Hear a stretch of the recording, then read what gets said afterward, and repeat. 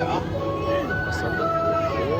的现在有表演，看这里也有表演，也有讲解，有不大圈，对，够大龙可有。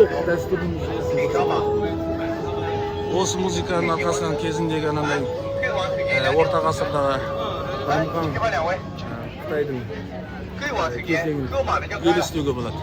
Және де тағы сол замандағы мынау жастардың махаббатын сондай білдіріп тұр да осы музыкасымен. Одан кейін мына ұлттық киімді көрсете салған. Ұлттық киім мынандай бар. Аңдың жақтағы ұлттық киімдері. Еркектер әйелдер осылай киінеді. Аңдың жақтың елі не оңтүстікке жатпайды, не солтүстікке жатпайды. Негізі жалпы оңтүстікке деп айтады. Халықтардың бойлары ұзын болмайды, бірақ өте де кішкентай болмайды. Жалпы арықша анау жіңішке болып көрінеді. Балықты көп жейтін халық. Етті көп жемейді. Қытай өзі үлкен ел ғой, ішінде ет жейтіндері бар, ет жемейтіндері бар деген сияқты. Мына жері бір әдемі бір міне Қытайдың ұлттық киіммен бері қарап қойыңдар. Шал кет. Әдемі Қытайдың қыздары міне. Ханчжоудың қыздары міне. Осылай болып киініп алады, ұлттық киімдері болады.